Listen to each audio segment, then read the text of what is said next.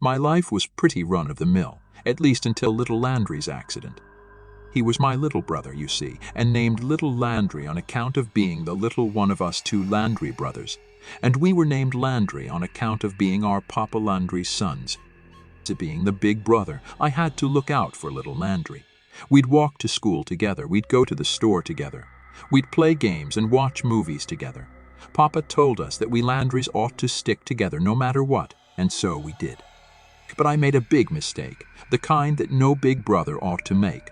We were playing chase, little Landry and me, but too close to the road. He was just 6 then and I was 11, so he didn't know any better. When I was it, he was running away from me and ran onto the road. I shouted at him to stop, but he thought it was part of the game, I suppose, so he kept running right on under the 2-door sedan that was cruising down the road. It's hard to remember much of what happened right after that. I just know that 2 months later, we were back home, us 3 Landrys, but life wasn't so run-of-the-mill no more. Little Landry couldn't do much of anything no more. The doctors said he had broken his neck, broken his face, and cracked his cranium, and that it was a miracle he was alive. But they also said he might not really be alive at all. Just sort of there, if you take my meaning. They told Papa Landry that he ought to put little Landry down with medicine. Papa Landry nearly got arrested then, because he was so mad that the doctors told him such a thing. Anywho, we brought little Landry home with us, because us Landrys ought to stick together no matter what. But he wasn't right no more.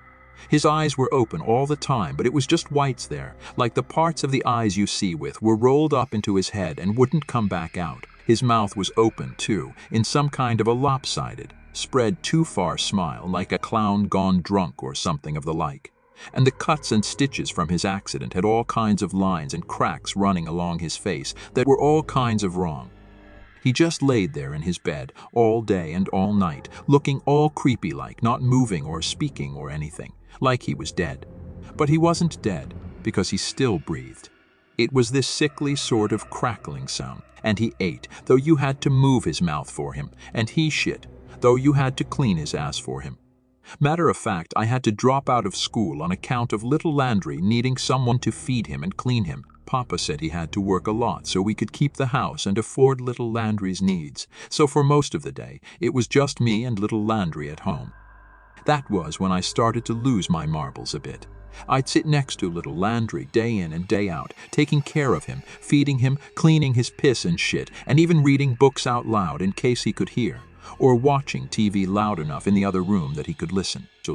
All the while he'd just stare at me with those blank whites of his eyes and smile at me with that nasty crooked cracked at the edges smile. I swear, I started seeing that face in my dreams. Sometimes I'd wake up in the middle of the night and feel like I could still see little Landry's nasty mug hanging right over me. It was like when you look at a bright light and then look away and the bright light is still there but sort of fading. Little Landry's nasty mug was there, hanging over me but fading, like he'd been there a moment before or some such. That was nonsense, because little Landry never moved. He just laid there in his room, staring at me, any time I was around, making that nasty crackling sound with his breathing. Which is why it was so peculiar and downright unsettling that day when Papa Landry found that one note. He got home, thumping in through the front door and slamming it shut behind him, and before I could even get up and go say hello, he called out to me. "Landry," he shouted down the hall. "Get over here." I walked over right quick and said hello. Papa didn't answer though. He was staring down at a little sticky note, like the ones you see at the grocery store for school. It was smudged and old, like it had been left for years in some attic. And on the wall a glittery white patch stuck out from the rest of the dirty wall, where I suppose Papa had grabbed the note from. Papa looked up at me, frowning heavy, and asked, "What's this, boy?" "I don't know," I told him. Papa had a way of crinkling his forehead when he was getting mad, and when I said, "I don't know," he started crinkling his forehead in that way, so I knew I had to watch my step. "I don't know what's got into you, boy, but no more of this nonsense," Papa rumbled. "Yes, Papa." "Sorry, Papa," I said politely.